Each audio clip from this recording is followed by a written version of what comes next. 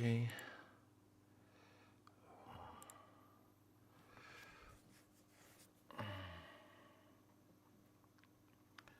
Hi everyone and welcome back to the channel.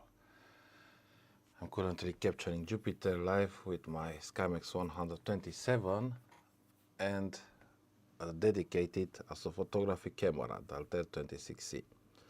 So this is without any barlows, just the Skymax 127 and the crop sensor Altair 26c camera. So this month Jupiter is at opposition. I believe it was in 3 November, the exact date, but I consider all this month opposition because it's still very close.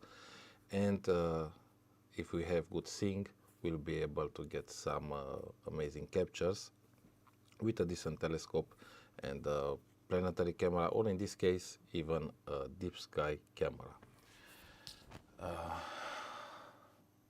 Yeah, so I started like 1 hour ago using Nina and Stellarium. These were the first steps. First to find Jupiter, and I used also PhD to guiding here and the wide field camera here. So I have close to 200 millimeters, and with the planetary camera I have a wider field. So this helped me to find it easier from inside the house. And here we have the equipment, the Skymax 127 at 1500 millimeters. Currently with the back focus I have around 1650 millimeters, and I have here my dedicated Astro camera, the Altair 26c cooled. It's not cooled at the moment because I don't need to for Jupiter. We have the mini PC that connects everything, the auto guider, large dew heater, dew shield with a dew heater, and the Skywatcher EQM35 Pro. Still it works very good after 4 years. So this is connected and to my PC, and I'm using a remote connection to control it. And I have a camera, that security camera with infrared light, so I'm able to show you the equipment. Now let's go back here in SharpCap, and here we have Jupiter live. Hello, Miss Hard. Nice to see you again. How are you doing? There has been a while since I've done any live stream. Hope the sound is okay. Hope everything is smooth. I have some connection problem here with the stream. Hope I won't have too much lag. So I think because I'm also showing here the equipment, so we'll stop for the moment here the live view and just open it a little bit later when I'll show it again. And now let's install Stellarium Jupiter. It's still in center, so I don't think it moved. So we'll sync again. We'll go closer, and we have 3 moons here visible. Io, Europa, Ganymede. Now I went with a lower resolution, so probably only see Io and Europe. If we increase the exposure, and let's check the altitude. Is currently at 55 degrees altitude, so it's high. So we should get good results. Now let's go back here on SharpCap, and yeah, we can see it. I will zoom in even more. Let's see, at 300%. I'm using here region of interest to use only a small part of the sensor.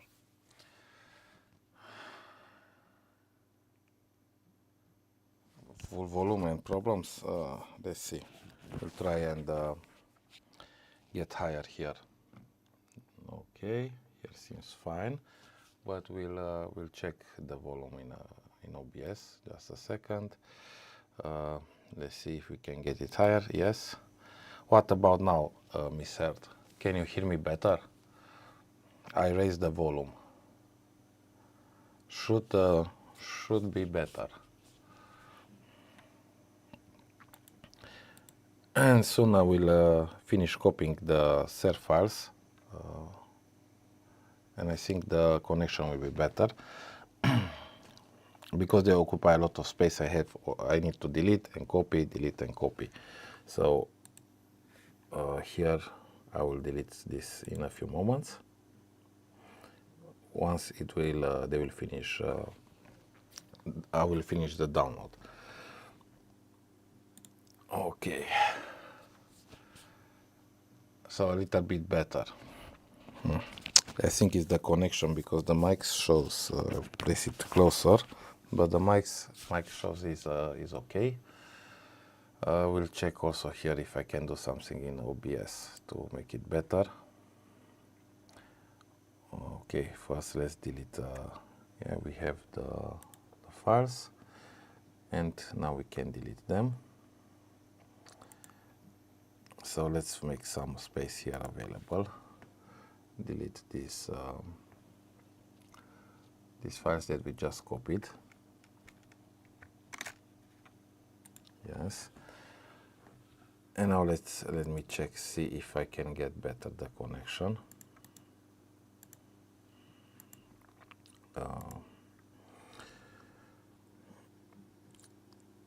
Let's see settings. Okay.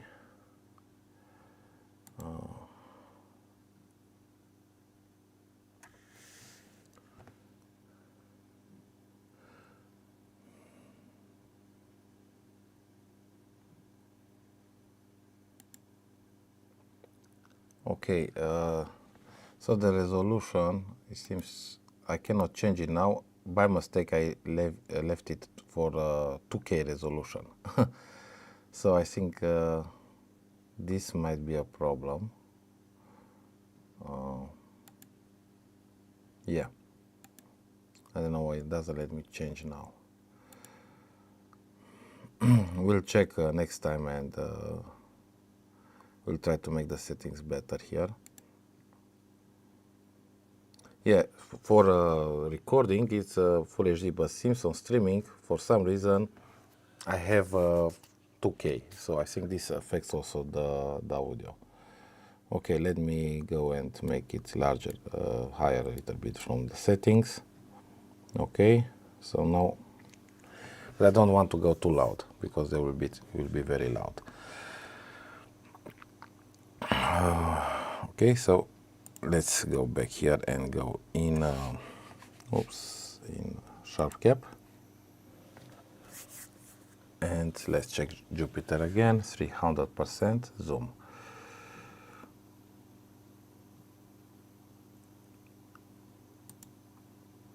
Okay, so I'm doing a time lapse. I'm imaging for a time lapse. I selected 60 to make 60 videos each 4 minutes. So in 3 hours, I'll get material for like 6 seconds time lapse. Yeah, I can try. Let's see if it helps. So I moved it closer. Yeah.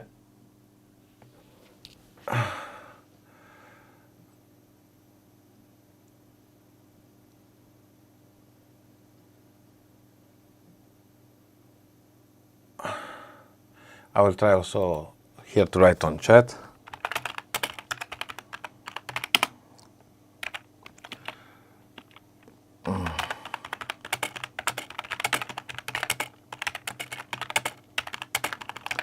Let me play also some music here in the background. If my sound isn't good, some music might help, maybe. If it doesn't, just let me know and I will stop it.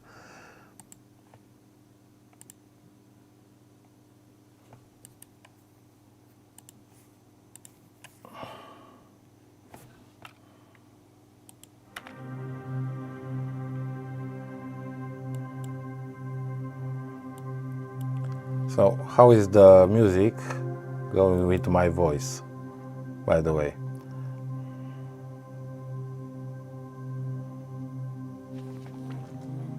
I will stop here. The sound, so I won't hear it because it will bounce on the microphone. So it's possible the echo because I had I'm not sure if the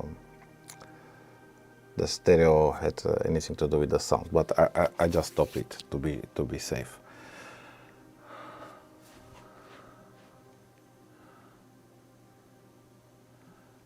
Hello, Christopher.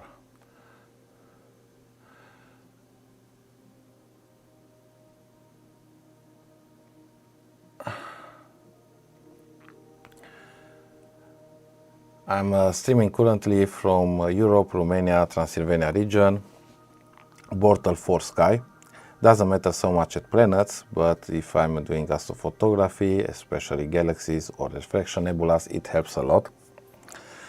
Still with one of my favorites telescopes, the Skymax 127. This is like a very affordable telescope. When I bought it was around 500 euros. Now maybe it's cheaper, maybe you can find it at $400. However, you'll need a mount, an equatorial mount or alt-azimuth mount.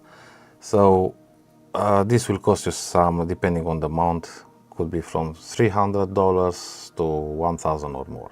Then you'll be able to track the planets, the moon, use a camera and capture them. In this situation, I'm imaging and controlling all the setup from inside the house using a robotic autofocuser ZWO with Fairpoint Astro robotic focusers. I'll place links in the description if you want to automate and you already have the equipment and you want to capture the planets like I'm doing here.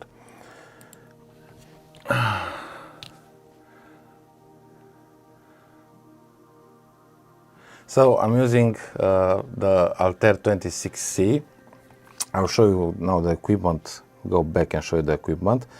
This is the same sensor like ZWO 2600 MC Pro. So it's basically the same camera, but from Altair. Maybe a little bit better, I would say, than ZWO.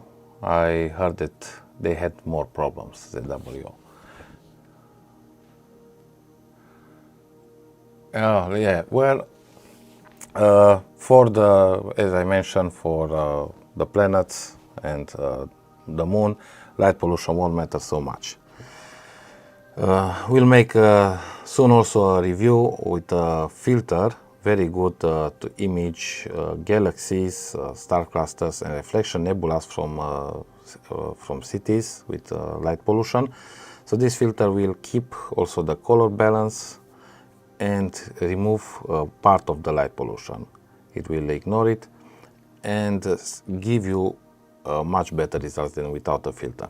So in these situations you need broadband filter to be able to capture the starlight from galaxies, star clusters and also reflection nebula. So I've tested it on also on a reflection dark nebula, the Shark Nebula, and I got a mention on NASA Sky that gives the APOD, Astronomy Picture of the Day. And yeah, I'm still hoping it will get the APOD. I'm still hoping. So I have it on the community tab. You can check it out. By the way, I've a few weeks last month I also opened started the channel membership for the channel. And I'm sharing also my astrophotography as text images that you can process. Soon I think I will share also wallpapers. And also I'm sharing the results from reviews, like the Shark Nebula. I place also images there with the results. And we'll share also my latest projects, latest nebula captures, galaxies, moon, planetary. So soon we'll also upload some of these videos, maybe 1, 2. We'll select the best and we'll, because they are large, probably will just upload 1 or 2 from these videos, that if you become a member, you'll be able to download them, process them. Also, I have moon captures with different telescopes, so there will be also the results from the reviews.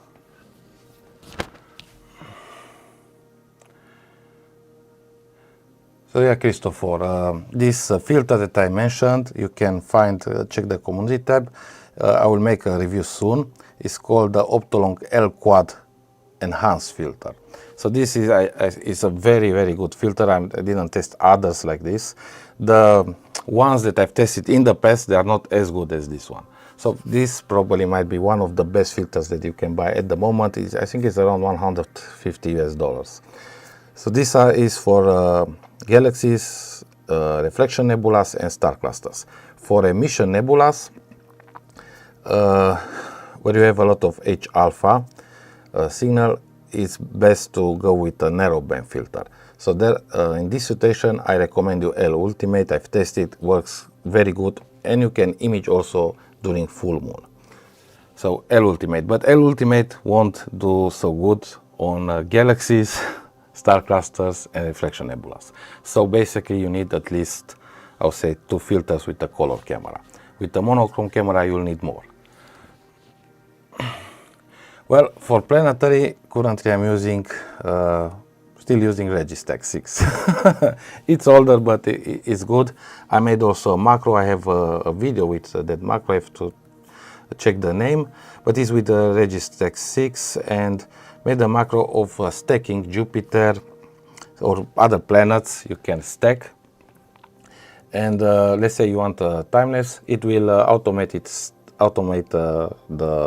will stack all the videos, and also will sharpen them.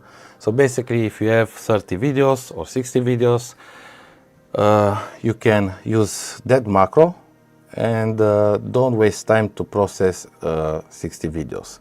And just go, you'll probably need to go 10 or 15 at a time, because it can give errors, but it will save you a lot of time if you want to use it.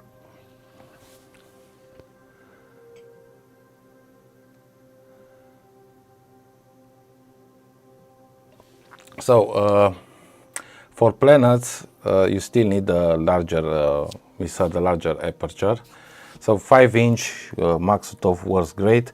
You can use it on, as I mentioned, like Star Adventurer, alt-azimuth mount. So you can buy a mount to be able to use it. I would say better an alt-azimuth mount with GoTo, and get it like $350 with the Skymax and Observe. Or if you want Deepsky, there are some budget smart telescopes now that I also reviewed and still reviewing, like the Dwarf 2 and the C-Star 50. I have it here. Tonight I went with the Dwarf 2. I traveled, and I wanted to capture a waterfall, then also capture the Milky Way, and have a high resolution panorama with the waterfall, and I do want to make a composite image later. Also, I made another beautiful panorama with Turdas Gorge. But yeah, let me show you the dwarf if you haven't saw it until now.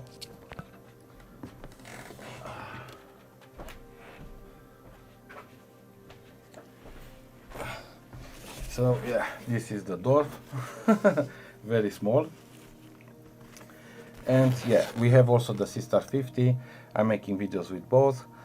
The Dwarf 2 is still the smallest telescope there is, and you'll probably find a very good price on Black Friday, like maybe $350. You can, as I mentioned, you can do live stacking, now also lunar and solar live stacking, and deep sky live stacking. So the quality will not be the same as a $5,000 setup. However, if you want, you can check the videos. Yeah, this is for beginners. So if you start out and want to stargaze, go somewhere, and be very portable, this is a solution. Another one is the C-Star 50, but this is more portable than the C-Star. I would say C-Star 50 is better on this deep sky, but also Dwarf 2 has some better features in some areas. So yeah, if you're interested in a telescope like this, you can check my videos. And regarding planets, these telescopes like Dwarf 2 and Sea-Star are not good for planets. They are very small. You can see them, you can see the moons, but as I mentioned, they are very small. So if you want to see here, I have a video with 3 moons. Let's see, not to mistake. So yeah, Europa and Ganymede, I captured them. So this was one of the first videos. So you can see them here in a SAR file. But yeah, I need to enhance the gain here in settings, processing, and increase the gain and gain a little bit and a little bit more, and here they are. See, I'm not sure, I have lag there, so I'm not sure if you can see yet the video I'm playing.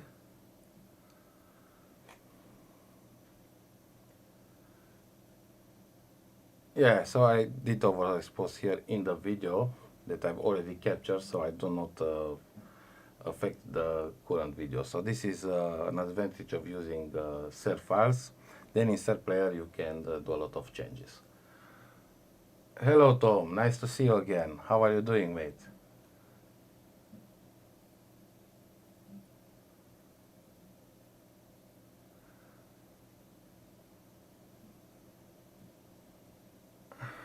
So you have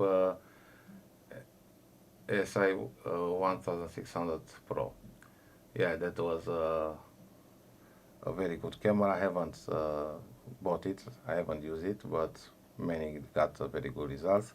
Now the most popular, I believe, is this one, 2600 from ZWO, and I have the Altair version. It was a little bit cheaper, so I decided to go with the Altair. Also, I got a nice discount on it. So yeah, very good camera, the Altair 26c. I got 2 images, that at least 2 or 3, mentioned by NASA APOD. So they are like APOD quality. Didn't got yet the APOD. We'll probably have to post more because it's a lot of competition now. Hello, backyard astronaut. Yeah, I had like 2 weeks of clouds. But after some break with live streams, I decided, yeah, let's make another one. Since I'm able now to find Jupiter faster using the Altair 26c, because we have a crop sensor DSLR. So yeah, this is Europe and Ganymede. Yeah. So we have 3 moons here visible. Now let's reset here the settings. Yeah, close and close the SAR player. Okay, video, and let's check one lower resolution. This, I believe, is the last one that we took live. So here is Jupiter. We can see clearly the bands. I cannot see the red spot yet. I'm not sure, maybe it could be on the other side. I didn't check in Stellarium. Well, the thing seems not that great tonight. I was hoping better, but it's not bad either. So I would say it's decent. You can see the bands clear enough, at least in the video here. They're smooth. Okay, and yeah, let's go and show the equipment again. So this is happening now. Let's go here, general, and select the date again. Okay. What? I have to hit apply. Display date. Yes. It's good. Not week, only date. Should work. Okay. No, well, something is happening. But yeah, I could do this thing here to place timestamps here on the edge. So there is an option here, but the clock is not here on let's see where it is. The time is not, it's like 2 hours behind here in sharp cap. Where is time steps? I found it 2 nights ago, and I'm not sure where it is. Oh, yeah, let's see. Time steps on. And it should show.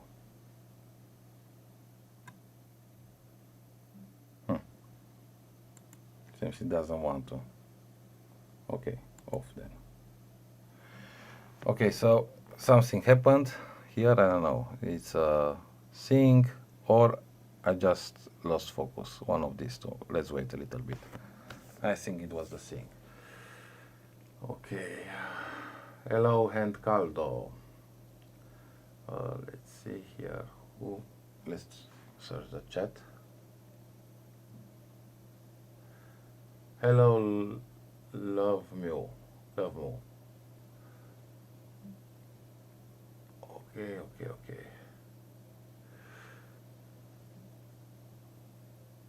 Want to get in closer to view the moon. Yeah, binoculars. Yeah, well, with the Skymax, if you want to view with an eyepiece, I've tested with 5mm eyepiece, and the views were great. At 300 magnification, if you check the technical data, it's a little bit over. It says the power of the Maksutov. However, it really performed great. So I think it goes up to 300 magnification with no problem. But you need also good seeing. If you don't have good seeing, then you need to go lower. Go with I don't know, 10 millimeters, 12. Yeah, because this requires good sync. Also the same at the moon, very nice views of the craters with 300 times magnification.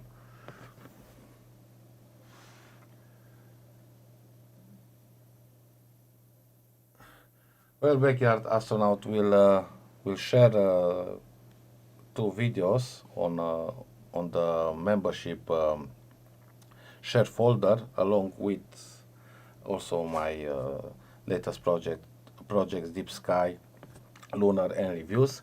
So check the channel membership out, the offers. So this will be shared from the Nebula plan. From the Nebula plan, Lunar, Solar, Deepsky, Deepsky medium plans, and at Galaxy plan. So Nebula, I think, is $6, and this might change depending on the country. And Galaxy $10. At Galaxy, I share also longer plans, 10, 15, 20 hours integration time that you can process and share, use them.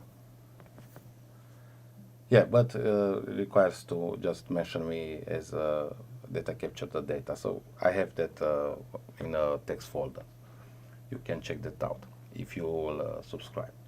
So yeah, you'll be able to share it on Facebook, even print your results, your derivate work. So if you process the images, you can use them as you want, but just credit me as credit me and the channel that I captured the data.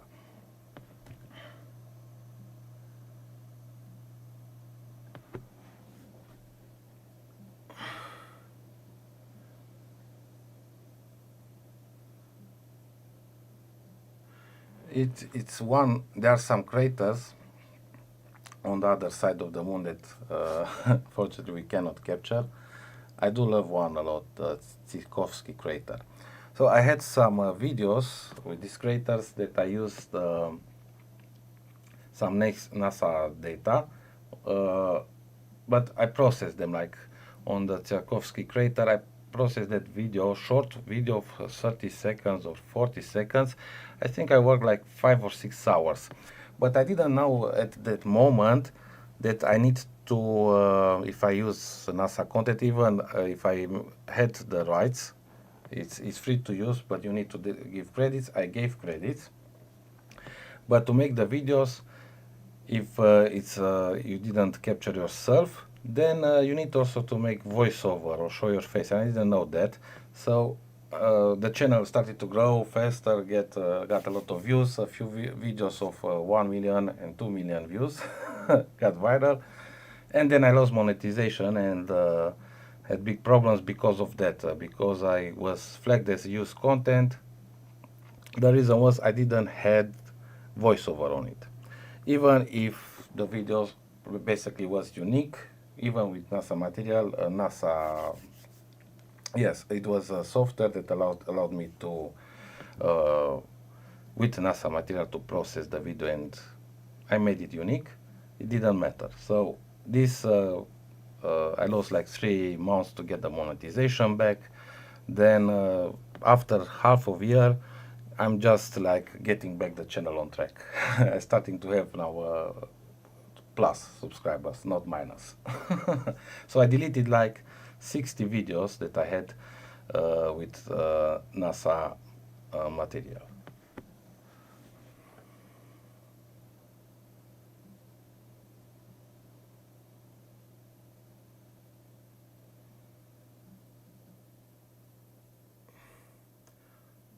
Oh, 17.5, that's big, huge. So how you have also tracking on that scope, Christopher? Christopher, how you pronounce correctly, Christopher or Christopher? But yeah, that's a huge telescope. I'm hoping to get a big one like that someday. Starting with Deepsky, so it doesn't require so big scopes. But yeah, for planetary, if we'll get more people to join the channel, to subscribe and help the channel out, I'm planning also to get a bigger scope and make videos, lunar, planetary, with better quality, closer, so we can see better also Jupiter, better the details, the clouds, better the craters and everything. So I was thinking that a 16-inch telescope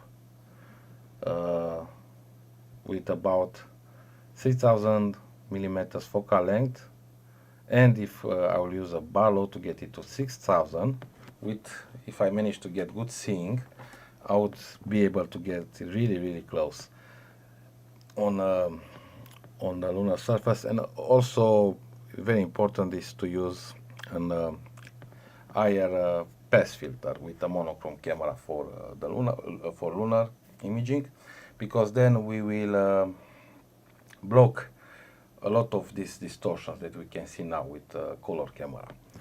A lot of this turbulence, we will block it, and we'll be able basically to image with higher focal length. So I've tested this filter, but yeah, I have like a 5-inch telescope, so I'm limited. Depends on how restricted it is, how strong. I tested one 850, and the last one I think was 650. I think I have a video on the channel. The last one was from Optolong. Not sure if I placed the second video. I have to check, but no, probably I did.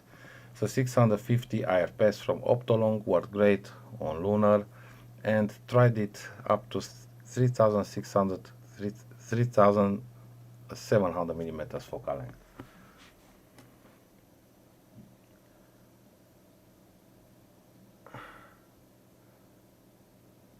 Manual tracking. Yeah, that's yeah, you need skill for that. Congrats, Christopher. Yeah, Saturn is a little bit lower here. So I'm not sure, this year and the last year I had Jupiter higher. Usually they don't pass 45 degrees. Now it's 55 when I started. Let's see now in Stellarium. Okay, Stellarium. Now is starting to drop 43 degrees. So this means probably we leave it maximum 1 hour. It's starting to drop. Let's go here and I have the equipment, and close now the live stream. No, live view. So not consume speed, internet speed, and go back as sharp cap. And I'll have to probably refocus. I'm not sure. Let's check. Let's wait. So I'm still haven't done too much imaging in sharp cap.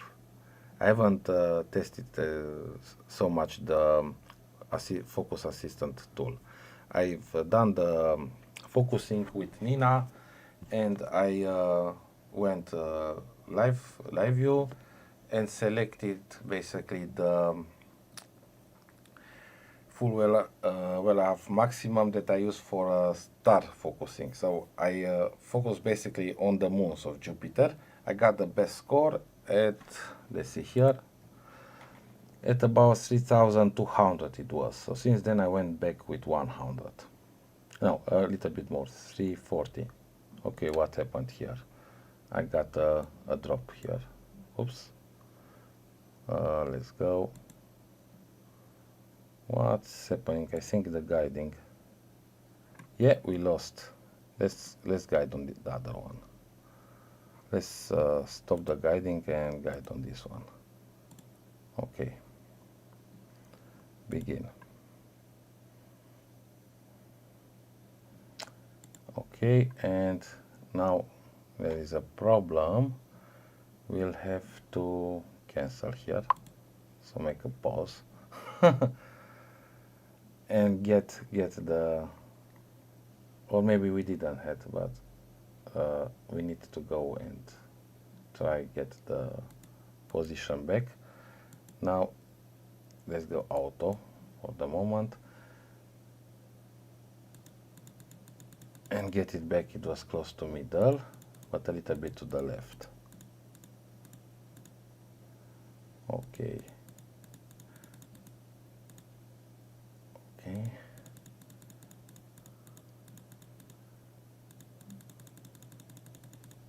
Something like this.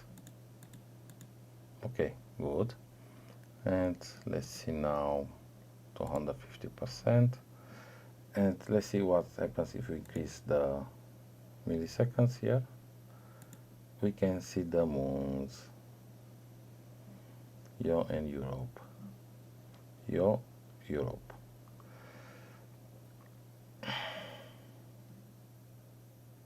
Okay, and we'll go back at the we have the here histogram about 80%. It was, now it dropped to 70, so this means also the thing is not as good, but it was 80 when I started with the same settings, but it's still good. We'll leave it like this at same settings. Disable histogram. Okay, and let's go and start capture again. So I'm using RGB24, binning 1 by 1, capturing area 640 by 480 SAR file. Here I made some imaging image controls. I made some color balancing here with let's see what I changed. The gamma, color temperature I changed a little bit, and color tint. So I changed the white balance, so I have these nice browns here. Okay, so this was mostly what I've done. And focusing again here in SharpCap 1000, 33 millisecond speed. And let's go capture, start capture. And I'm not sure how many we've captured, but we have about 1 hour, so let's go with maximum 15. Yeah, okay, and the focus I think is still good. Let's wait a little. Let's go. Yeah, it's still good. The thing is bad, but the focus I think is still good. Okay, start. And yeah, I forgot to go 300%, but I can go now 300. This is a nice zoom. Maybe could go even more. Let's see, 400. Then we can see Jupiter larger like this. and we can drag it a little bit, like drag the zoom. I don't know, maybe it's a little bit blurrier. It's 400. What do you think, guys? Should I go back to 300 or just leave it at this zoom?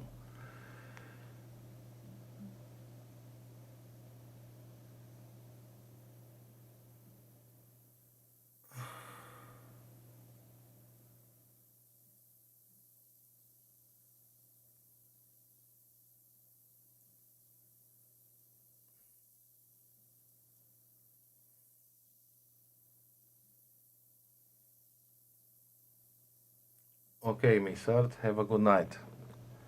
Glad to have you here on the live stream. See you soon, and yeah, have a nice evening. Okay, 14 remaining. Let's see the space available. 14, that means at like 25 gigabytes. Let's refresh. Okay, so we'll be at limit. Let's go and capture and see what we can still copy. Seems we have here only 2 videos. Oh, we'll leave it for the moment like this. Okay, minimize.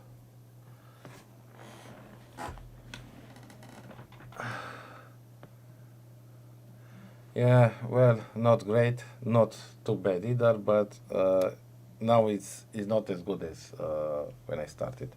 So we still have, yeah, I would say it's going from average to bad. But it's not bad either because we have these moments of clarity here. See, they are not. To be good, yeah, should be just a moment of blur from time to time. Now we have like blur, clarity, blur, clarity. So yeah, from average I think it's a little bit lower.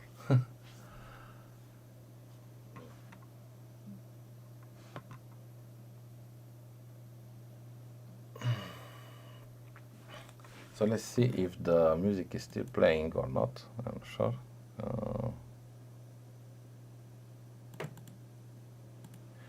Yeah, but the other ones we don't need. Okay, it's playing. So I put some music here.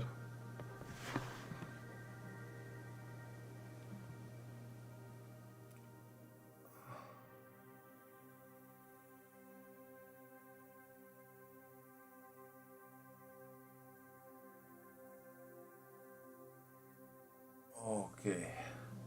So I'm thinking if I'll stay longer tonight and have clear sky, to change the camera and change the camera, mount a monochrome camera and go for Venus with a Venus filter. I have a Venus filter that I've tested once, actually twice, but both times I had clouds. So the second time tested by mistake with this camera and didn't get a very good result because it's a color camera, it needs a monochrome.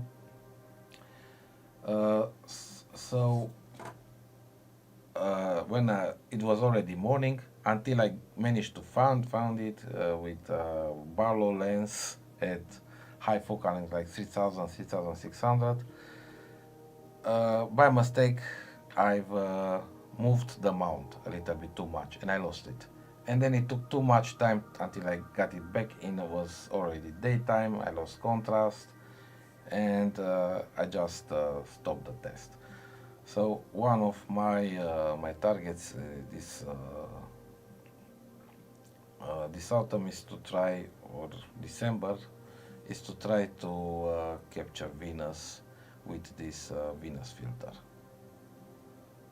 So it's very dim, but with a monochrome camera you can do it. So probably I will go this time maybe without the Barlow, and so we'll be able to find it easier, and just use it like that without the Barlow. So I have also this filter from Optolong. So this is one I've tested once. I got better results. I did get some details, but I was not too happy because I had a lot of turbulence, was low, I had clouds, and now it's actually in the morning it's higher than it was when I tested first time. So yeah, that's one of the plans. I'm not sure if I'll be able to do it tonight. I'm tired actually. And probably I might go and do some deep sky with the Skymax and capture a beautiful nebula called the Angel Nebula. Is from Orion, a little bit left. And it fits very nice in the field of view of the Maksutov. So I could show you really fast and then go back to Jupiter. So let's see if you want to see the Angel Nebula. Let's see, Angel Nebula. Have it here. I managed to frame it a few nights ago. I wanted to start a plan. However, clouds came and I couldn't do anything. So let's see here if we can make it look better a little bit. Okay. So let's see, no reducer here. Let's change to Skymax. Yeah, no reducer. Okay. And camera. I'm not sure I have the camera here in the settings, so let's try D7200. Same sensor. Skymax 1500. Okay, Barlow. No, we don't need any Barlow. Okay. Okay, this one. So this is the field of view basically. Okay.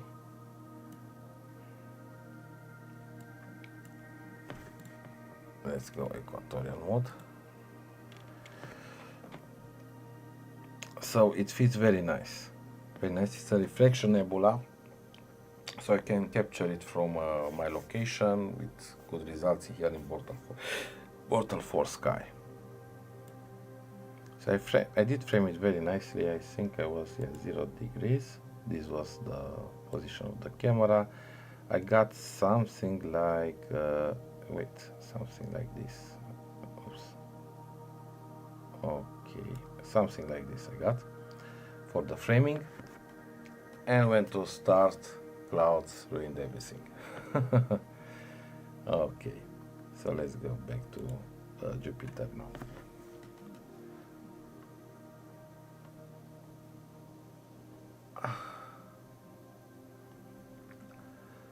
Christopher, have you tried capturing Jupiter with that large scope? 17 inch, that's huge.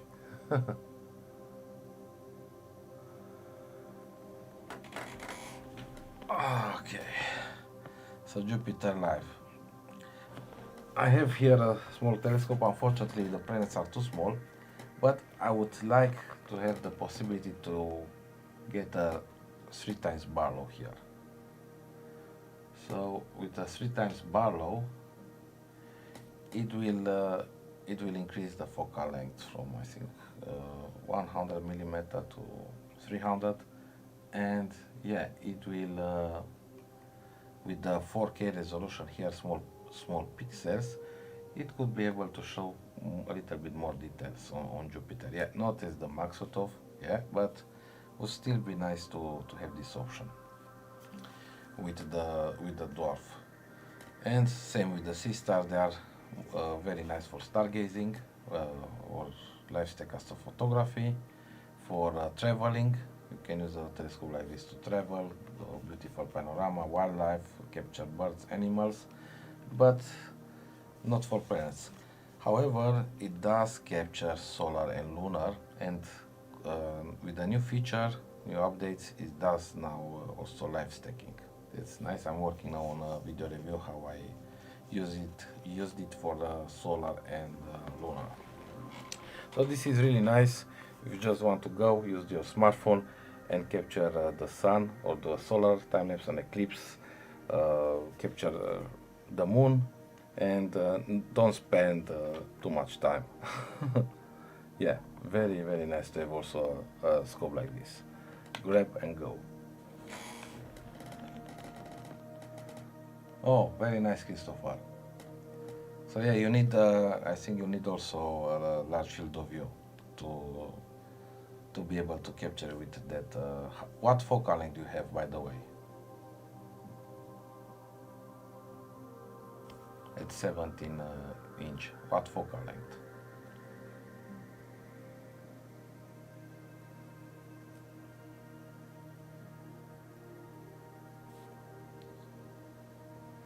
And I'm curious how much you are able to keep Jupiter if you're using it manually. How much you are able to capture it, let's say with a camera.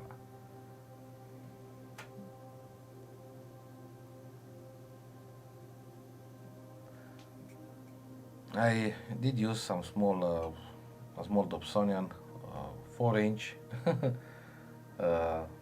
but I used the Skymax one time just to observe it, and I couldn't watch it too much. Like I had it on a tripod, on a solid tripod, but it was very hard if without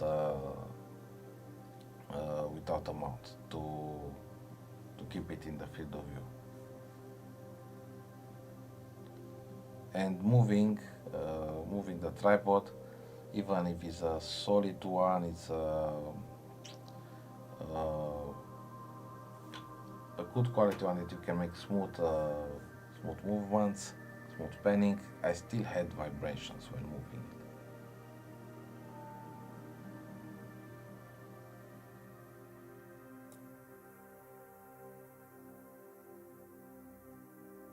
it. 8 to 10 seconds. I don't know how much is 89-inch tube.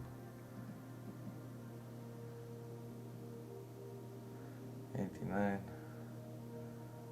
maybe, I'm not sure in millimeters. Do you know in millimeters the focal length? But yeah, it must be huge then. If it's 89-inch, maybe, I don't know. Maybe I'm mistaken. 20,000 millimeters could be so much. That would be huge. 20,000. Yeah, very huge. I'm not sure how you can capture it with that focal length. Maybe it's less. And also you need, I think you need very good seeing.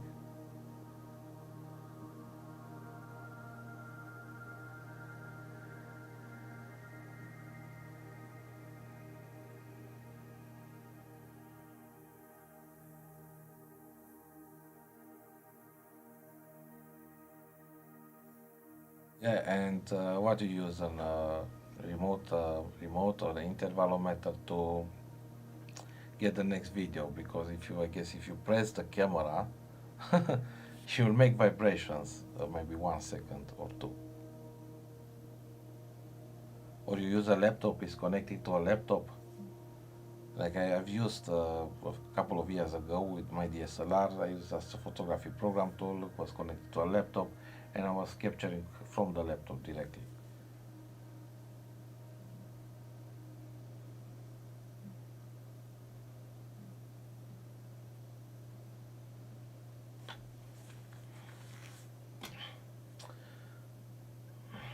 So yeah, my plan is this, to get by next year to get a larger scope for the live streams.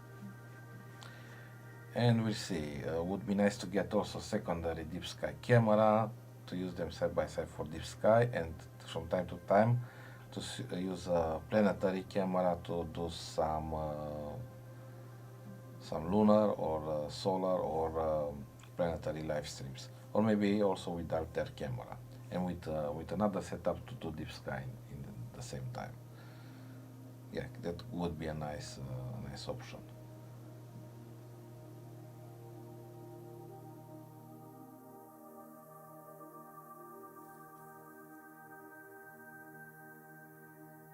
So we have 2273 millimeters. Oh, very bright at f4.5. Do you use any Barlow to get maybe at f9?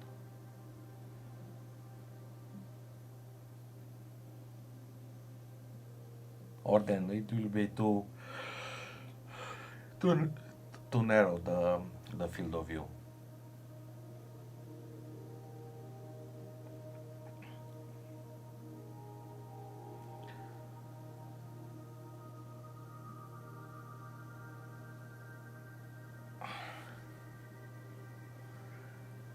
Jupiter relaxed me, watching Jupiter live, also the moon. So I said, I arrived home from my trip and I tested after I captured the waterfall. So yeah, I didn't download the images yet on the phone, but yeah, very nice results. Waterfall at evening, at night, took images for a panorama. Will be, I don't know, maybe 400 megapixels, 600 megapixels. That's nice. Let me show you an image here from the phone. I'm not sure if the camera will be able to capture it. Nice.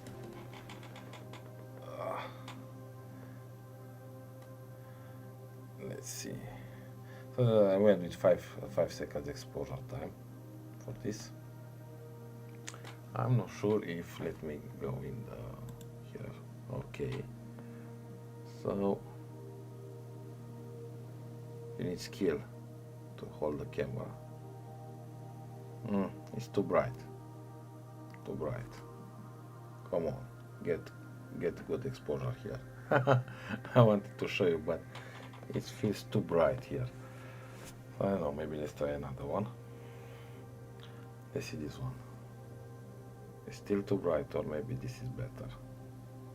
So yeah, this I took with the DOF too, but yeah, I took a lot of images.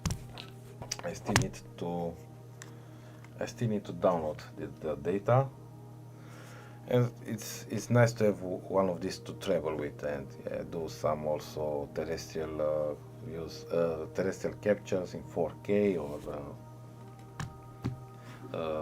capture wildlife, birds. I do like also to do that besides astrophotography and astronomy. And what's nice with this panorama feature is that you can make very nice composites with high resolution. Let's say you capture with the DOF to a beautiful landscape, or in this case a waterfall. You capture the Milky Way. So I took also the camera, I captured the Milky Way, and we'll make a composite with these two images. So I'm still here with the dwarf. I might download the data while live streaming. Let's see which one, maybe this one. Okay.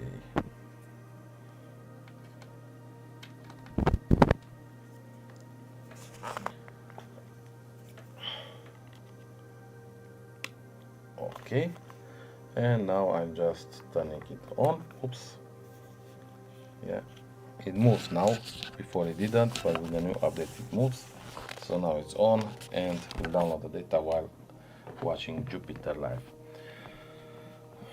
Yeah, I need to connect also to the scope with the phone first.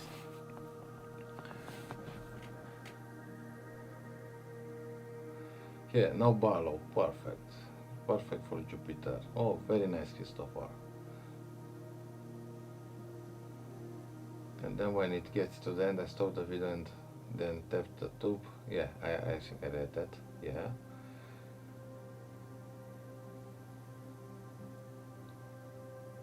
Oh, nice. So when you stack only like 8 seconds. From 8 to 10 seconds, you probably stack like 5 seconds of video. Probably you go very fast, right, with the frame rate. What is your frame rate on the camera?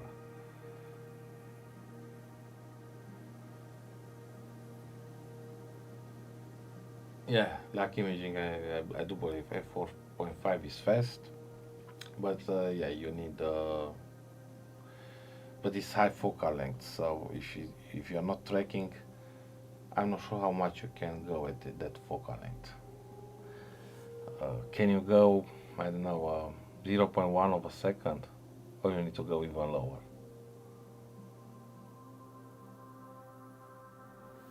So I remember with 300 millimeters, I was able to go up to 1 second without tracking, something like that. But with 2200, maybe 0.1.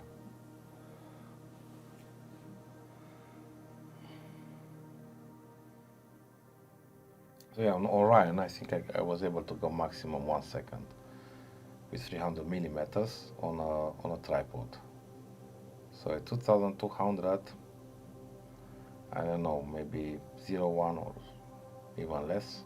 No, maybe 0.1 could be okay. Or no, I don't know, maybe even less. So yeah, it's fast, but if you would have some kind of a larger mount, even alt azimuth, maybe to go a couple of seconds, then I think you can do more. So yeah, this is f4, you know, this is f4, and it goes 15 seconds. Yeah, of course there are smaller pixels. Have the advantages also with the sensor, captures also infrared light. However, yes, the pixel is smaller, so maybe this is like 5 seconds of a better DSLR camera, or 6. However, it's still not much. So if I put this to capture the Shark Nebula, I don't think you'll be able to get anything. So for Shark Nebula and other fainter objects, I went with f5, my smaller scope, f5, and I went 10 minutes exposure, 600 seconds, and went with 10 hours to 20 hours. So yeah, I captured smaller nebula in the field of view. I think would be a nice target for visual with your scope. The Cat's Eye Nebula I captured with the Maksutov at 1650 millimeters, exposures of 10 minutes. Oh no, yeah, I think 10 minutes I went. 6 or 10 minutes, I think 10 minutes I went with the Maksutov, yes. So, and it's not an expensive mount. I think I spent on this one 800 euros 4 years ago, the EQM 35 Pro from Skywatcher. So yeah, I think 10 minutes, yeah, 10 minutes with the Maksutov. Yeah, we'll have to check to be sure 6 minutes or 10, but I believe I went 10 minutes. 1/3 of a second, yeah, 1/3. That's very good if you can get 1/3 without trails.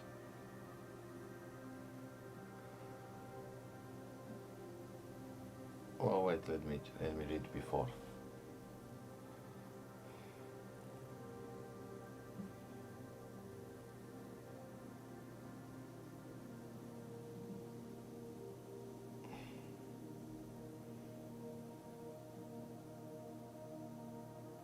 It was a lot of work. Yeah, Orion, it's hard, especially untracked. 1/3. I'm really probably at 1/3 you will still have some trails there.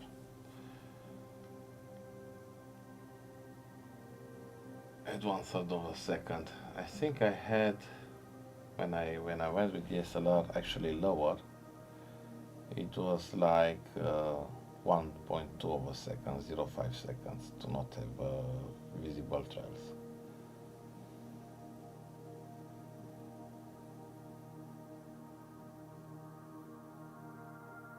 Oh, very nice. So then you have also a tracking mount that you use for astrophotography. Yeah, 20 minutes. Yeah, nice. I also took 20 minutes, but at lower focal length, like 420 millimeters, with 70 millimeters triplet refractor. But the challenge is to go with high focal length. Yeah, going with 1600 or like you're having the Dobsonian 2200. Going like that, going 10 minutes, that's the big challenge. So let me check. I have the Cat's Eye somewhere here. Okay, where I have it. and see what exposures I had. So cat's eye.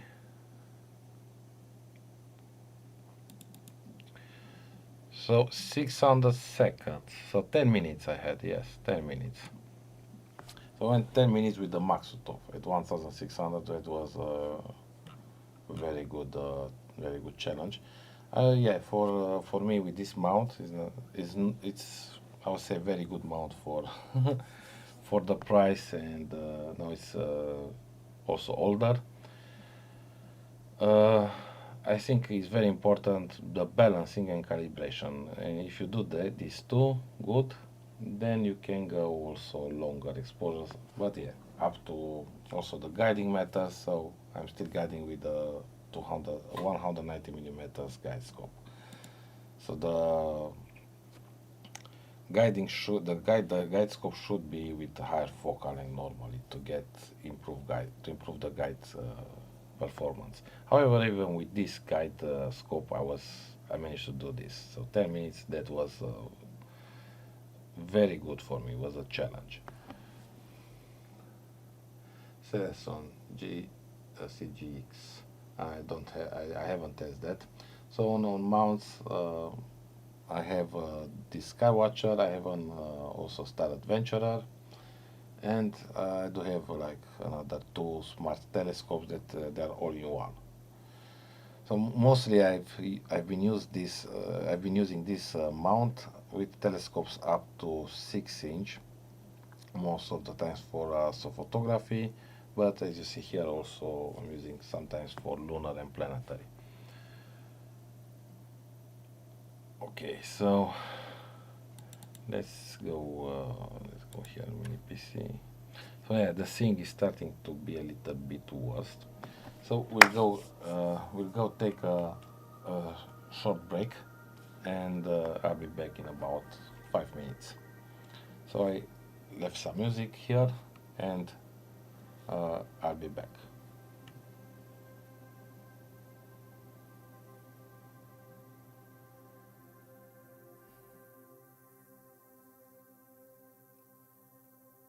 Yeah.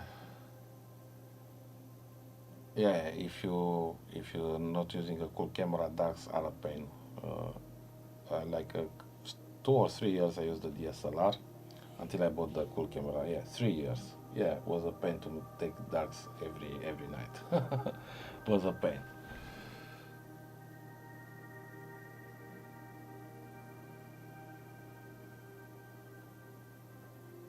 Okay, so I'll be back in about 5 minutes, guys.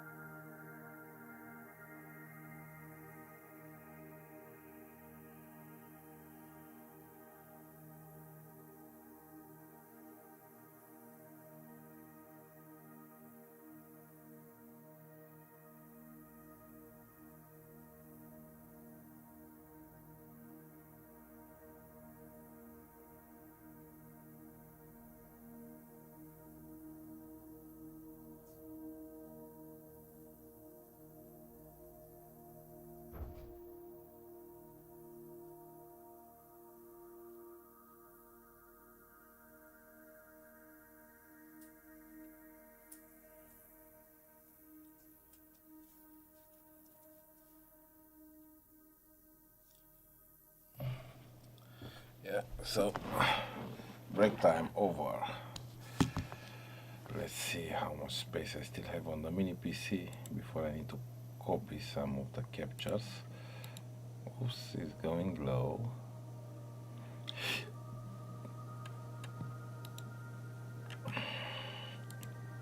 GB. Okay, so soon I'll have to copy some of these files. Oh, we are in the next day, yes, but still night. Okay, so we need to capture this soon. I'll download first the data from my smart telescope, the dwarf, that I captured today on my trip. Yeah.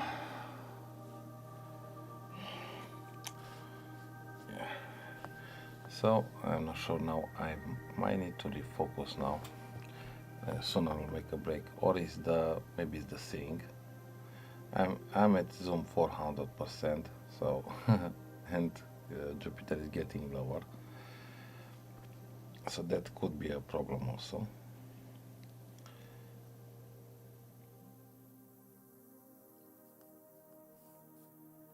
Okay, here the microphone. Sorry, guys. How are you doing today? Or tonight, I mean, yeah, today or tonight, depending where you're at. Just a second to close the door.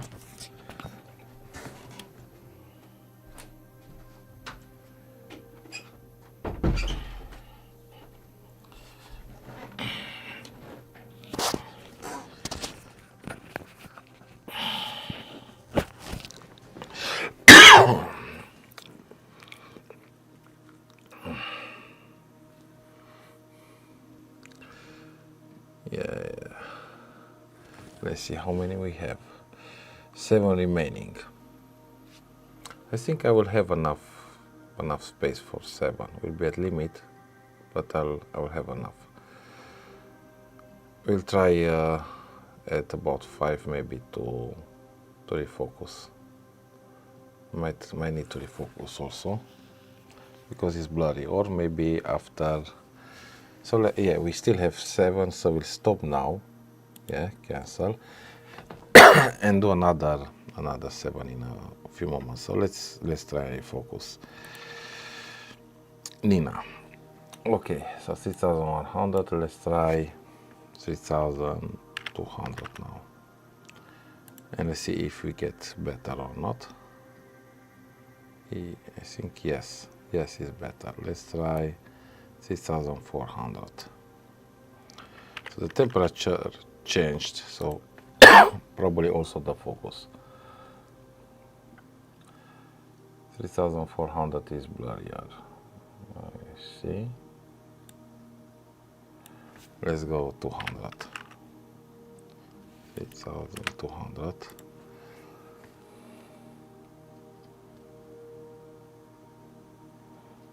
And let's try 3000.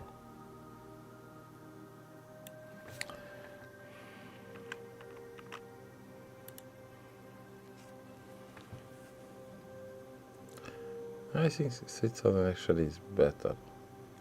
Oh yeah, let's wait.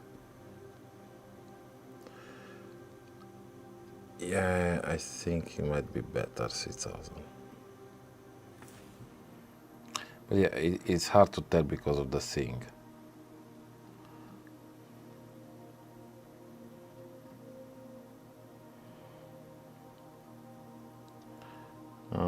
Maybe let's try 2800. Let's play a little bit with these numbers. Okay, so this is blurry, right? Okay, so let's go 3100 then.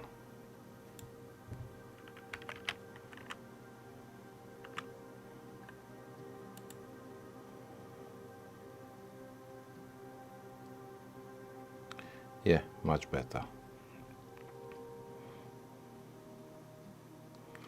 3100, so from 3000 to 3200, I believe.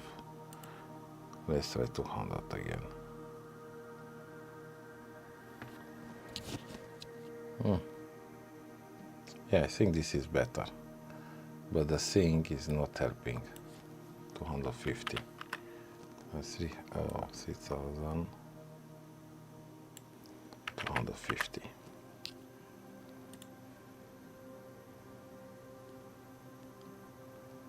I think I see the red spot here. No, we need to go back a little bit. No, 3,220. So around 3,200 or 150, I believe. Yeah, something like this maybe.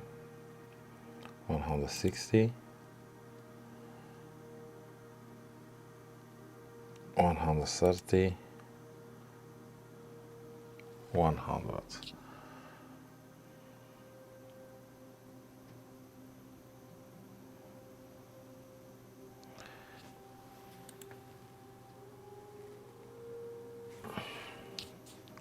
Now we need to go back a little bit, I think. Oh no, let's just keep in the left for the moment. Yeah, we need to go back.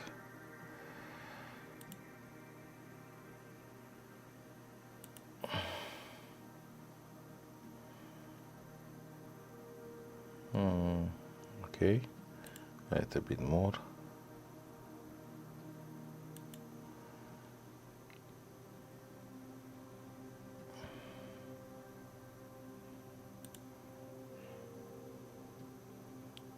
Yeah, we are close now. I believe we are closer. So 160, or yeah, around 3,200, I believe is the magic number. 190.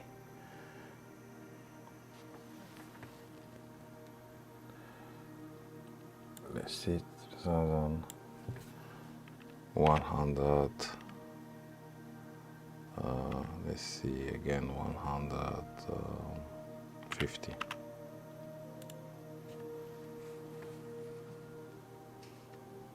Yeah, probably we'll go with this one.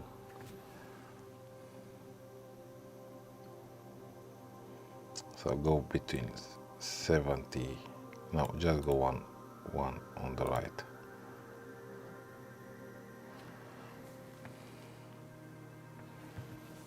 No. So because of the thing, I'm having problems now getting a very good focus. So around 300, 150, I think I will leave it. Okay, for the last captures, yeah. So seeing it really messes up things. So we'll try with this star capture and another 7 captures.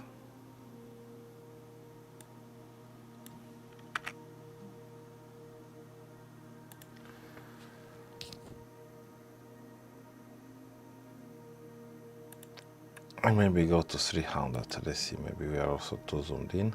300%. Yeah.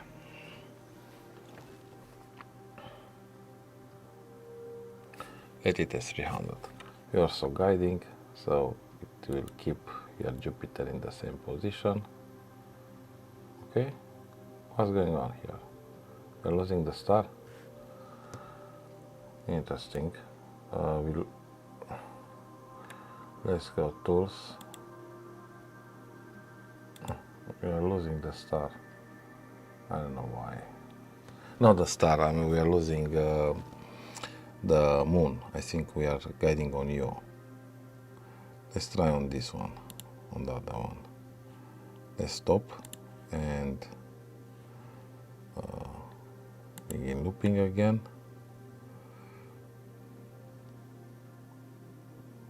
Tools, auto select.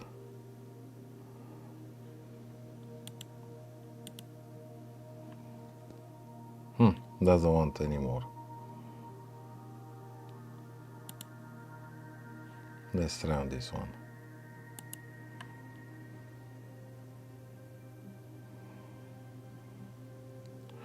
Okay, let's clear.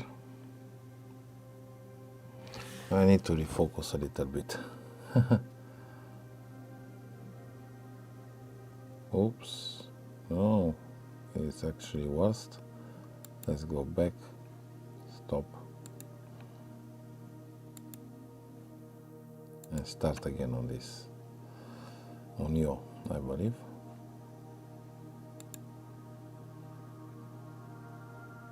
Let's see. It doesn't work here on Io.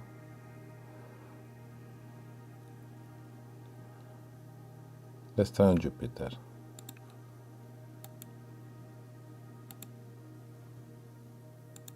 See if it works.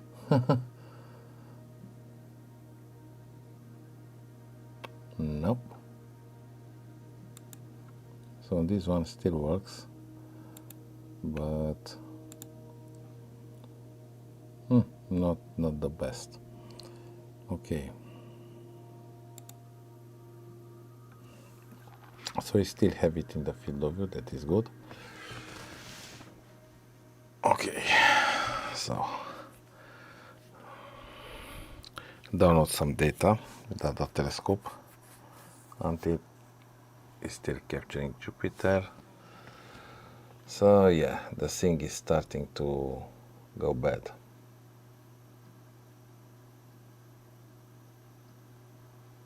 Because it's getting low. So here in Stellarium I will probably do also some deep sky tonight if I will not be too tired after Jupiter. This is the Angel Nebula. Yeah, let's go back to Jupiter now. Jupiter. Let's zoom in. Altitude. Oh. So it says now is actually at 48 degrees, so it's not so low. I don't know why I thought it's 43. So here it is.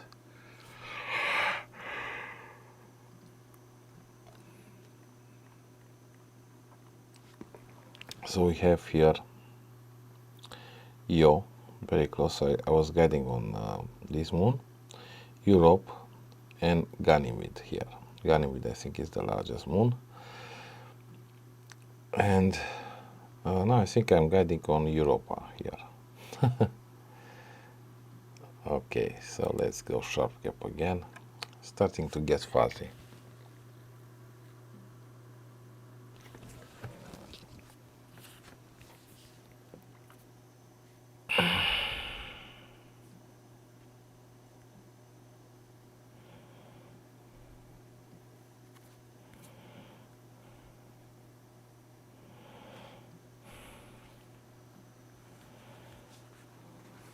Okay, now it's getting better.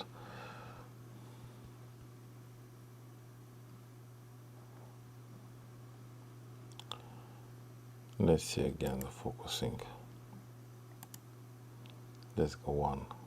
Okay, maybe it's better right now. Let's go another one. Yeah, I needed to go like this more actually.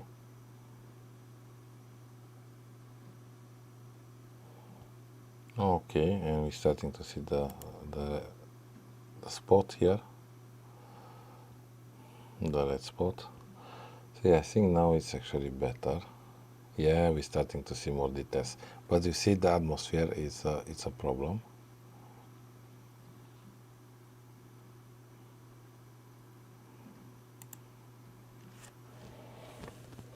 Okay, we'll try like this, 3,300.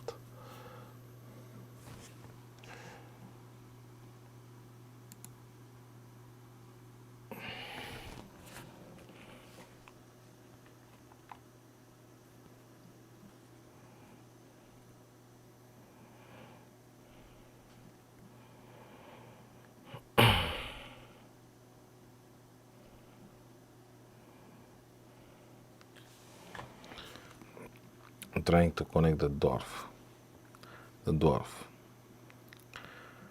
Download data. Okay, finally.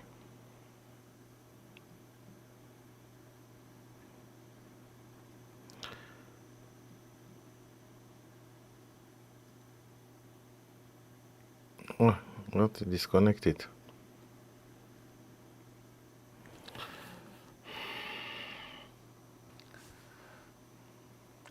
So what do you think, guys?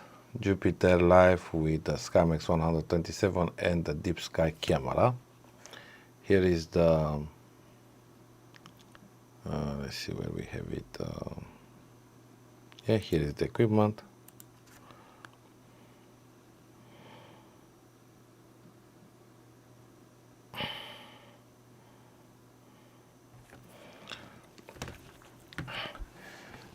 This is an expensive Deepsky camera, around, I think it's around $2,000, maybe less now. This will depend if you have to pay taxes or not. But yeah, this is a cool dedicated astrophotography camera for Deepsky. However, you can use it also because it has a large field of view. It's easier to use it to capture planets. I'm using here with the Skymax 127, and because I'm controlling from inside the house, it's just easier to find the planets with this camera. Just easier and more convenient. Good quality camera. The frame rate on low resolution is good, so I can use my main camera also for planetary and super resolution lunar or solar images. Now let's go back in SharpCap and leave here Jupiter live. We have some lag a little bit. Let's hope it will unfreeze.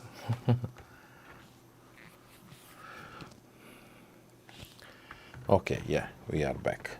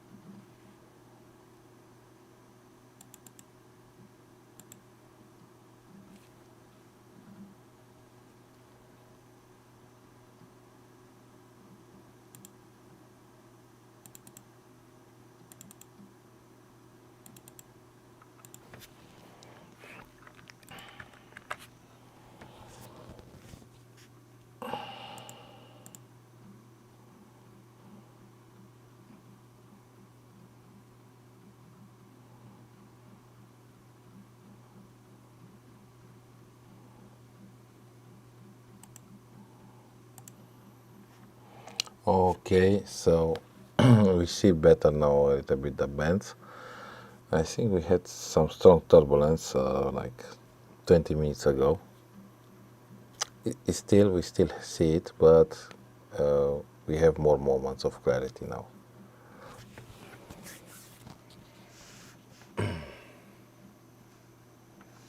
Okay, let's leave some music on also. Yeah, we will close here the live view for the moment of the security camera.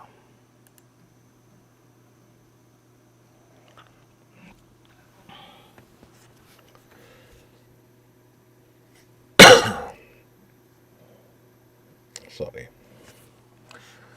Okay.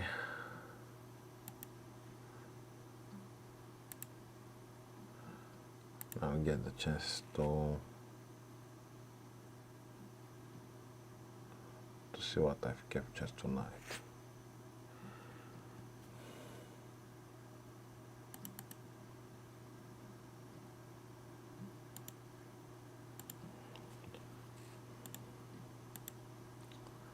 The first one was, it's too dark.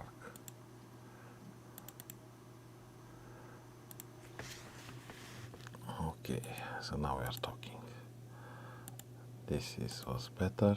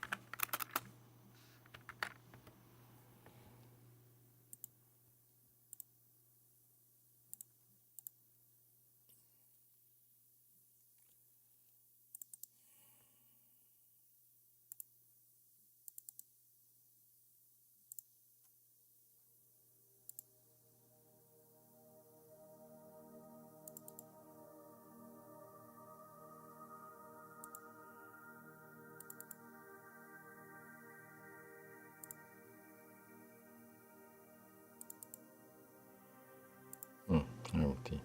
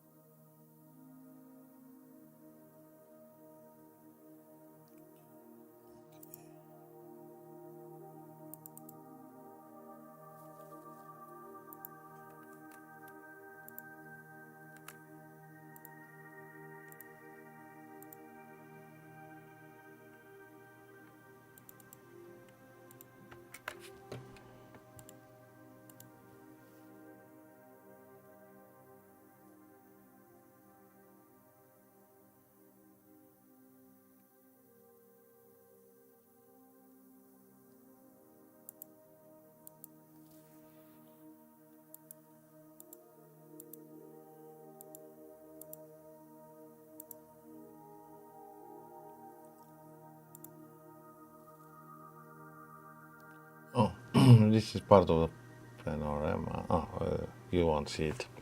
Just on my other monitor. I forgot.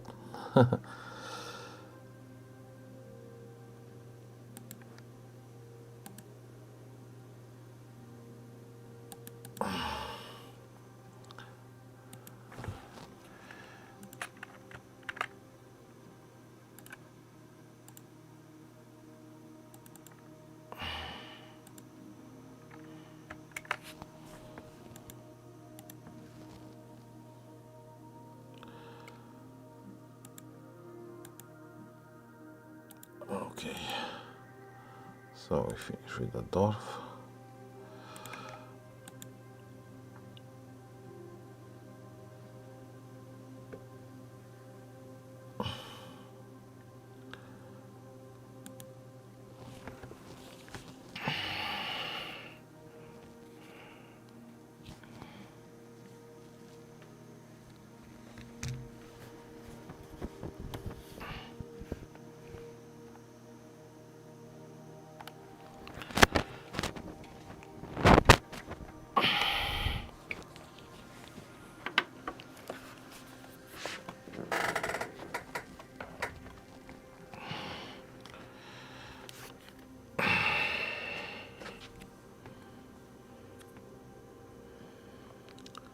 Okay, now let's go back and check Jupiter. Yeah, sometimes it looks better, sometimes depending on the sync it was better before. Now we have these fuzzy moments. Let's see how it's guiding. Around 3, that's good. It seems it's keeping it steady. And let's go here and copy some of the data.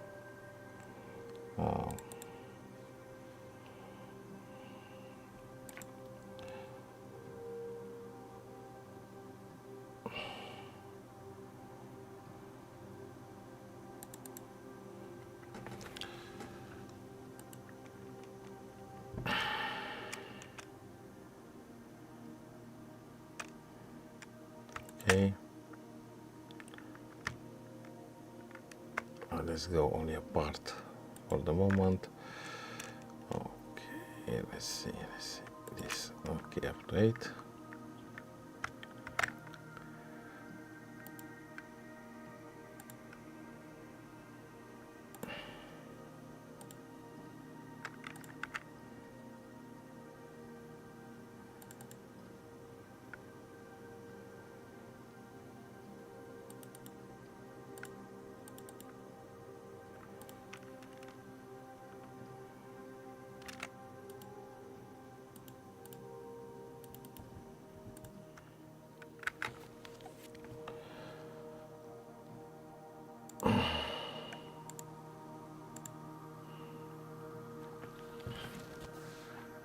I see the chat is, yeah, it seems okay here.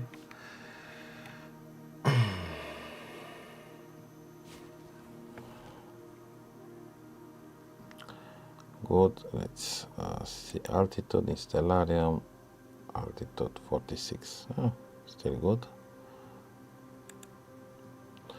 And a few more captures we'll still make. So probably I will have for a couple of seconds maybe time lapse. If I will have time to make it, we'll see. You need basically to stack all the videos, sharpen them, and after use the images in a time lapse. So I do have the macro that I made I think last year that will do it automatically, but was about 10 videos at the time, so I could try it and make another time lapse this year. So yeah, maybe 2 years ago, yeah, something like that.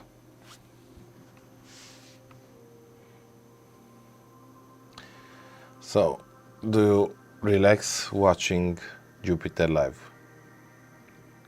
For me, it's relaxing. Very relaxing.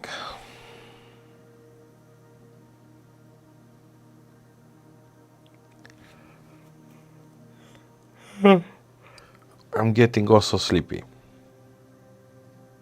Yeah.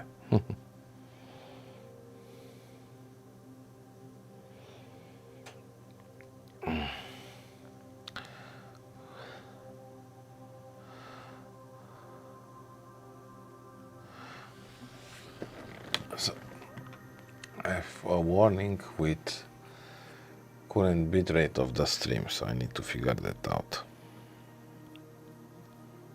Let's take a photo.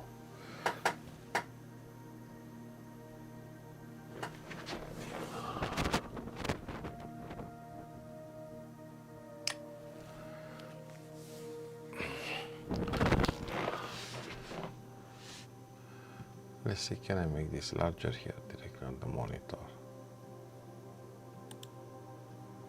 Oh yeah.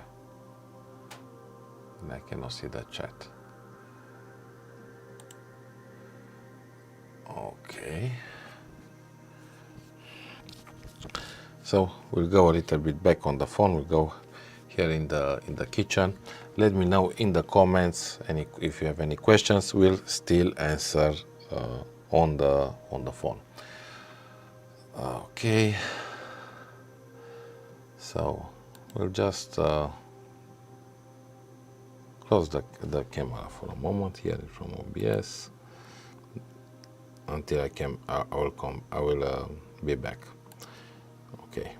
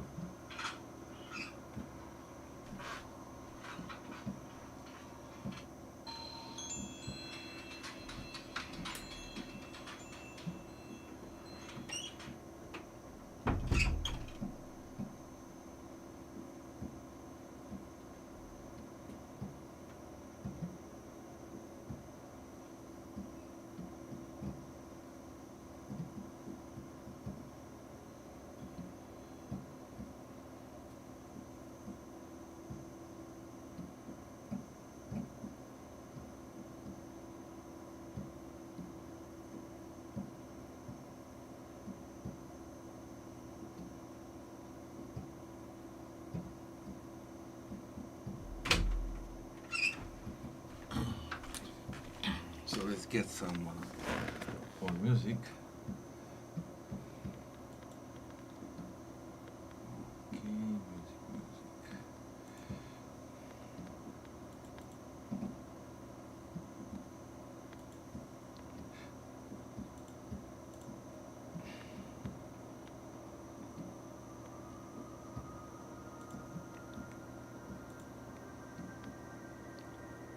Let's see how much space I still have. Oh, running low, running low.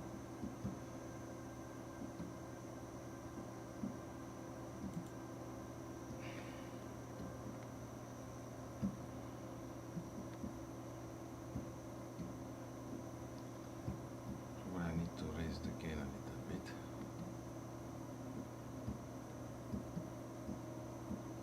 Okay, let's raise it a little bit more.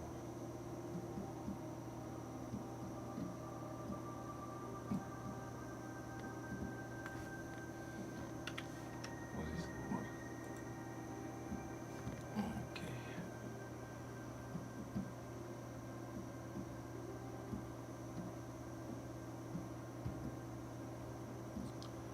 Histogram.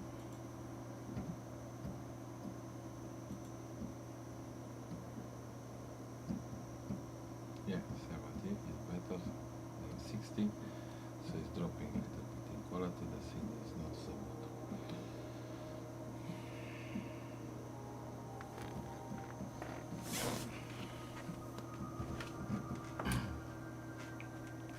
Hello, hello Garnet. Oh yeah, it's not quite as good. It was, it's below average, but it was better like 1 hour ago, much better. It depends on what part of the live stream you see. If you are at the end, I mean now live is not the best thing, but no, not bad, but not the best.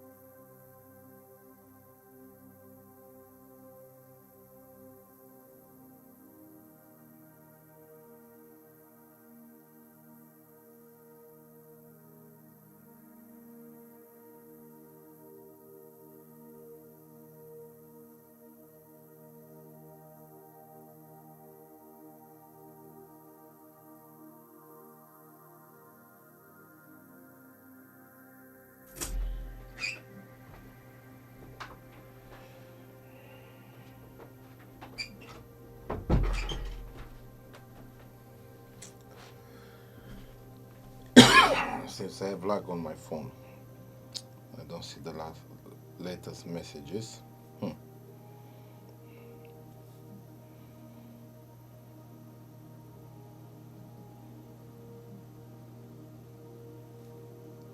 Okay, now it's updated. I really need a coffee. How are you doing, Garnet?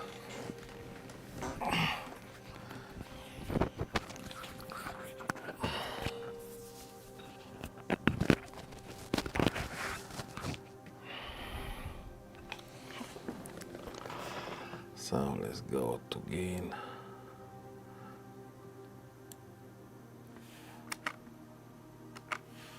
$200.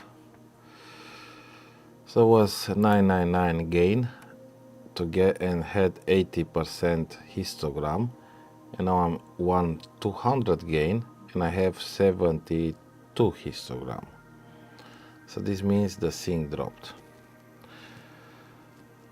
And yeah, it's a little bit fuzzier than it was before.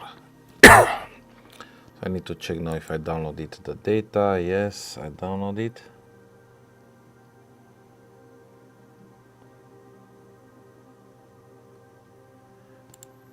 And delete from here. Okay. Yes. So I still have space for the others. and make a time-lapse video if time will allow. We'll probably use the macro that I've created in Registex. Okay, so for 2 hours still in the center with 640 by 480 by just here guiding on Europe on one of the moons. There is it's a little bit out of focus, the guide scope, and yes, still guiding, it seems, 293.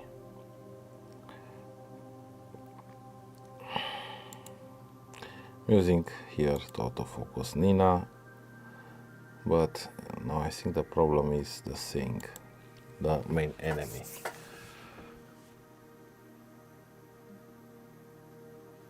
Thank you. Using just one music at the moment, so won't be problems with collections of songs heard that could be a problem if you make long live streams.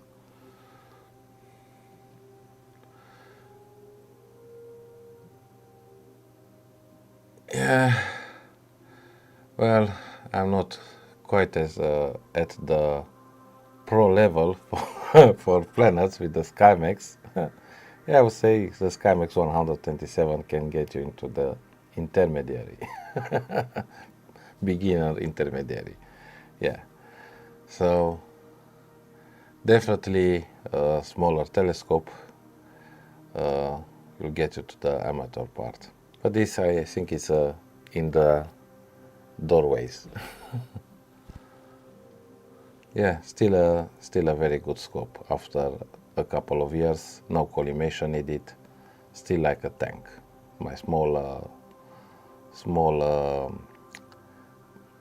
I would say small, not tank, but yeah, tank. I think is a good name.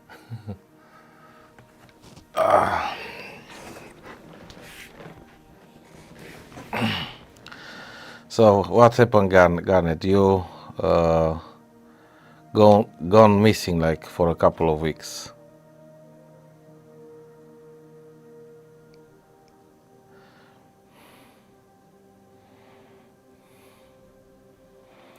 Almost, yeah. I didn't got to the iPod yet, but my image was shared by NASA in the Sky page on Facebook. So it's like a mention, notable mention for iPod. So basically the image is in the how I say, iPod consideration. So it's considered. So there I think there is a chance for the Shark Nebula to get the iPod. Would be nice, like spend like a week to image it. Think about 4 nights, one with clouds after I started, stopped, and another 3 nights of imaging, but because of the clouds, most of the data come with one single night of clear sky.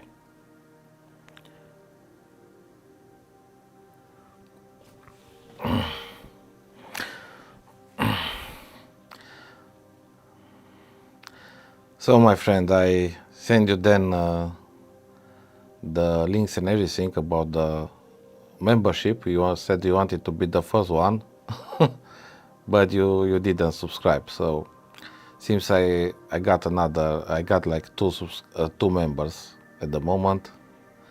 So if you still want to get into the membership, you'll be the third. I need about 8 to be able to show the members on a special section. So I need at least 8. But you'll still be on the first line.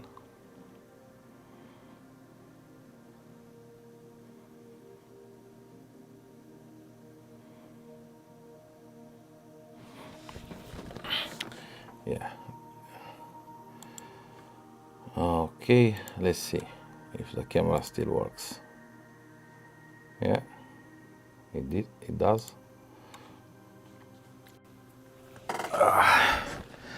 So I decided to make this live stream in celebration that I'm still alive. Almost had a very bad accident. Like one guy was speeding up with, I don't know, over 100 kilometers per hour, maybe 140 or stuff, and almost hit me.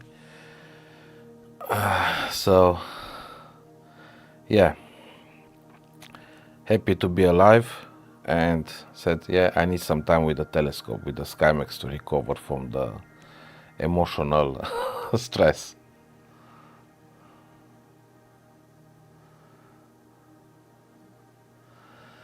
So we'll leave it a little bit, the live stream, then we'll stop it. And I think I'll go for this target tonight. I think this is a good target for the Maksutov. Angel Nebula.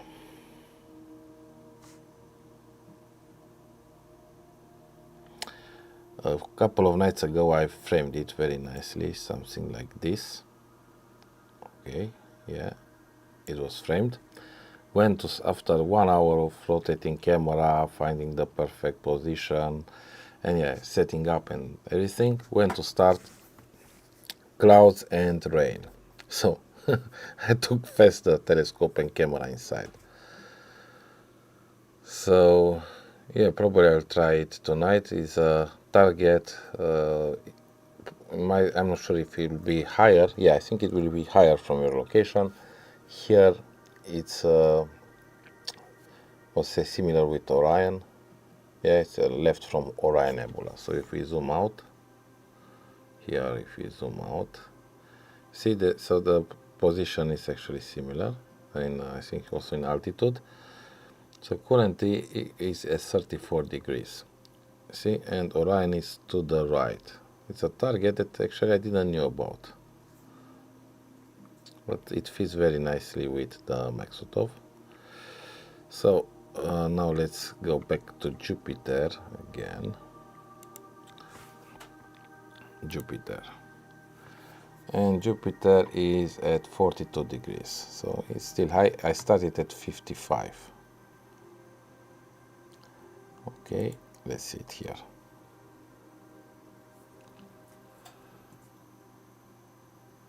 Yeah, I will avoid going that that part. It was a shortcut, but I didn't have any signs. There were like two bends in one way, one in another. There was no lights, no signs, and I said, yeah, I will go left, right? But some crazy dude came from that part speeding up. I said, oh, I have enough time to go. It was like far away, but I went slowly, and I don't know how it passed in front of me. So yeah, it was like very I was very scared after. And yeah, was not alone. I was with my girlfriend. So yeah, I said, and she didn't look, only once. It would have been better if she looked a little bit longer on the right. But yes, need to be also more careful, and especially at night on this kind of roads. So yeah, now I'm recovering, watching Jupiter. So now you see it wobbles a lot. So if you go back on the beginning of the live stream, it was more stable. So I think at the beginning was probably average towards good thing, and now probably it's average towards bad. So I had 999 gain, 1000 gain, same exposure time, and it was 80%, and now I have 1200 gain, and I'm close to 70, a little bit lower. So say 25% it went the thing worst, at least 25%. But yeah, I'm getting for a short time lapse. On the first video I captured also 3 moons. Now 2 are visible. Like if I go here and raise the gain, we'll be able to see. I think we'll be able to see them. Let's see which one. Yeah, so let's put, this one was closer to the first videos. Yes, and let's go processing and raise the gain and gamma, and we can see two moons here, right? Okay, EO and Europe. And looking here, this was not the best either, but let's see the first one. The first one was this. The first one from the live stream. I still have like 3 or 4 before I started, and here we can see it's a little bit better. But yeah, still looking again, it still looks a little bit fuzzy here also, but I think it was more clear than now. Yeah, it was. Let's wait until it gets a little bit. Let's see here. Okay, I think here is better a little bit. Yeah, so we can see a little bit more details here on the clouds, on the bands. And if I go processing again, we'll see 3 moons now. No, only 2. Oh, wait, it's not the first one. I forgot. We need to go in the other. Yeah, here. So this is the first one with 3 moons. So here you'll be able to see it also better, Jupiter.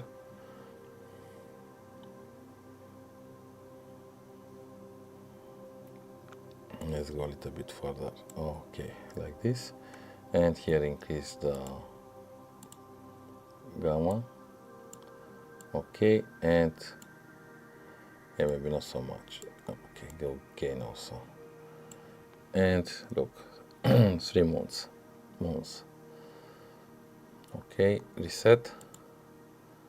So this was HD equal HD resolution, and then we have here the 640 by 480.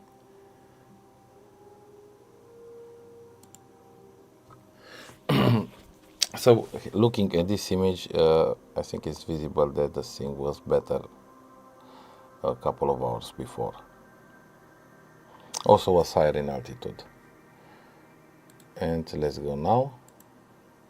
And yeah, you can see now the difference.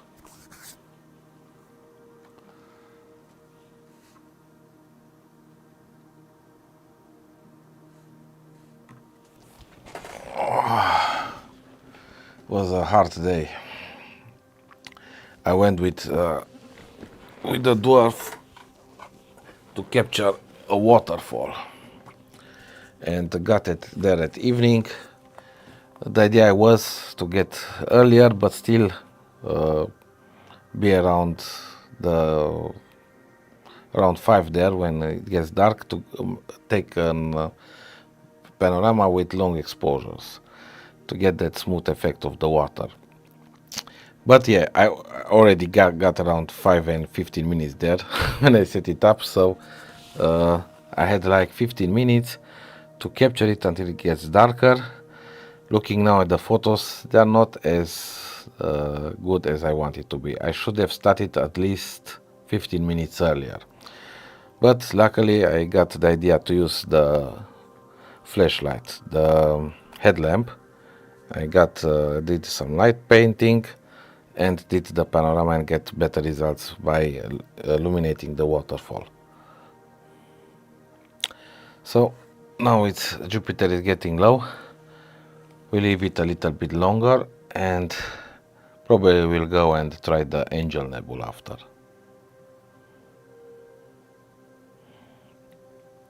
So I'll go in the kitchen a little bit and still answer on the phone, on the messages.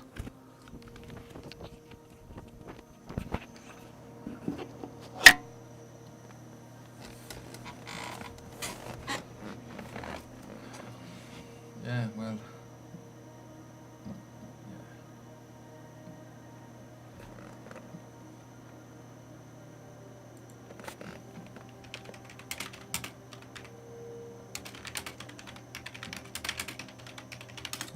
need some coffee.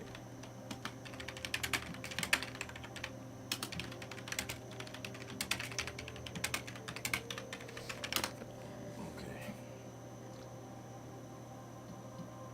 From phone. Yeah. So let's start this song again. Yeah.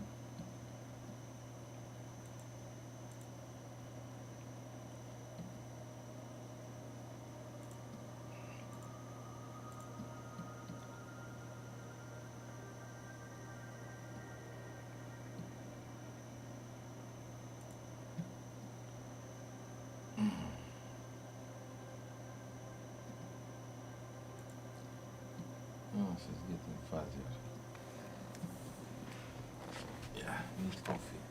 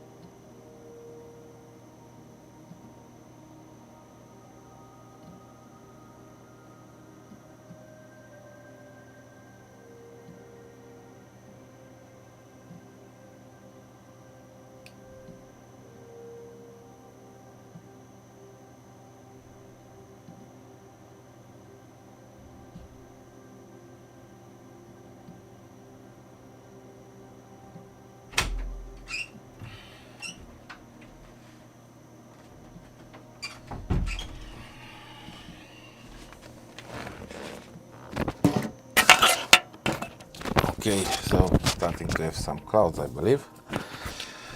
Let's check here in PhD2. Yeah, we see clouds. We are losing the moon that we are guiding. And yeah, it's time to end the live stream. Thank you all for watching, and stay safe and clear sky. I'll see you soon in more videos and also live streams from time to time. Good night, everyone.